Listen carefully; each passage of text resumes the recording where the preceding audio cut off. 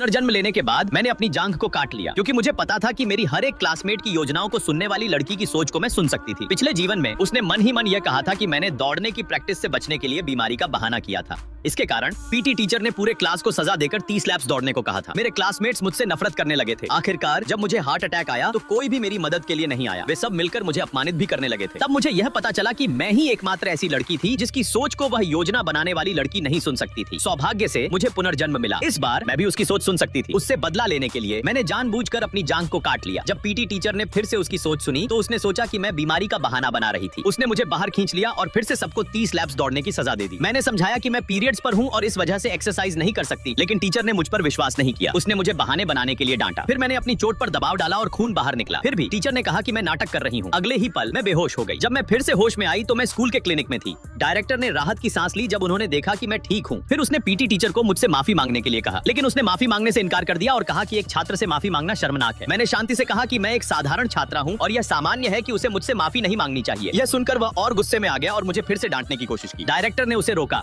जब उसने देखा कि वह माफी नहीं मांग रहा है और लगातार बुरा बर्ताव कर रहा है तो उसने उसे निकाल दिया। योजना बनाने वाली लड़की उलझन में पड़ गई। चीजें वैसी नहीं हो रही थी जैसी उसने योजना बनाई थी। पीटी टीचर ने सारा दोष उस पर मढ़ दिया। गुस्से में आकर उसने उसे गर्दन से पकड़ लिया और सजा देने की कोशिश की। मैंने खुशी महसूस की जब उसे आखिरकार उसके किए की सजा मिली। डायरेक्टर ने उसे जल्दी से धक्का दिया। जाते समय उसने लड़की को चेतावनी दी कि यह मामला अभी खत्म नहीं हुआ है। मेरे क्लासमेट्स ने मुझसे माफी मांगी जब उन्हें सच्चाई का पता चला, लेकिन मैं अब उन पर विश्वास नहीं करती थी। लड़की मुझसे नफरत की नजरों से देख रही थी। दोपहर में स्कूल के काउंसलर ने मेरी आर्थिक सहायता के लिए आवेदन करने की कोशिश की। योजना बनाने वाली लड़की ने क्रूरता से मुस्कुराया। मुझे अचानक याद आया कि पिछले जीवन में उसने झूठ फैलाया था कि मैंने सहायता का इस्तेमाल नया फोन खरीदने के लिए किया था। उसकी वजह से मैं फिर से अलग थलग पड़ गई थी। हर कोई मुझे एक झूठी और दिखावटी लड़की समझने लगा था। चाहे जितना भी मैंने समझाया, कोई भी मुझे नहीं मानता था। इस बार मैं उसे जीतने नहीं दूंगी। इसलिए मैंने आवाज उठाई और कहा कि मैं एक अनाथ हूँ जिसे बचने के लिए कचरा इकट्ठा करना पड़ता है। फिर वह लड़की मन ही मन बुदबुदाई कि मेरा परिवार शहर में कई घरों का मालिक है और मैं सिर्फ नया फोन खरीदने के लिए गरीब बनने का नाटक कर रही हूँ। जैसा कि मैंने सोचा था, सभी ने उसकी बातें मान ली। उन्होंने मुझे दोषी ठहराया। काउंसलर गुस्से में आकर मेरी सहायता आवेदन को रद्द कर दिया, लेकिन सब कुछ मेरे नियंत्रण में था। मैंने यह साबित करने के लिए कि मैं सच में गरीब हूँ, अपनी पूरी शॉपिंग हिस्ट्री स्क्रीन पर दिखा दी। मेरी सारी कपड़े 9.9 युआन के थे। मेरा फोन 5 साल पुराना था और मैं अब भी उसी का इस्तेमाल कर रही थी। आखिरकार सभी को एहसास हुआ कि उन्होंने मुझसे गलत किया था। उन्होंने फिर से मुझसे माफी मांगी, लेकिन इस बार मैं किसी पर भी विश्वास नहीं करती थी।